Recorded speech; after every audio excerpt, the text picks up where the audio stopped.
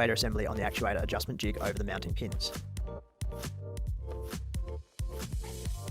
Adjust the actuator stop close to the required 71.5 to 72.5mm length from the reference face on the actuator. Double check this measurement with a vernier caliper from the actuator face. Using the handles, pull the actuators out until they stop and check their length in reference to the actuator stop.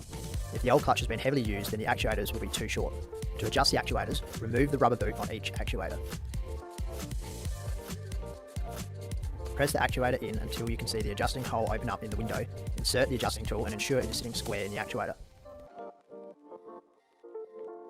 Rotate the tool in the actuator to adjust the length. Rotate anti-clockwise to extend or clockwise to shorten. Be careful not to adjust too far or the adjusting nut will fall off in the actuator.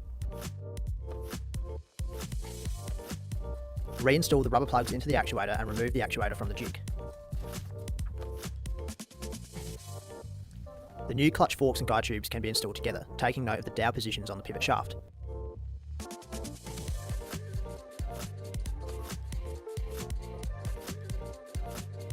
Install the 6 cap screw bolts using thread retaining compound and torque to 6 Nm.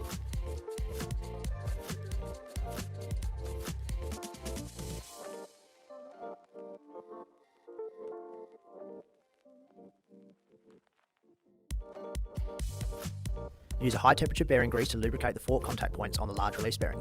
Install this on the large fork. Note, this only fits in one orientation. Use high temperature bearing grease to lubricate the fork contact points on the small release bearing and install in the transmission. Note this can fit in 2 different orientations, both will work fine. Using a small brush, evenly apply high temperature bearing grease to both spines on the input shafts and the bearing press surface. Also apply a small amount of grease to the forks where the actuators pivot. Flip the transmission flat again and carefully remount the actuators. Torque the main mounting bolts to 20 Nm.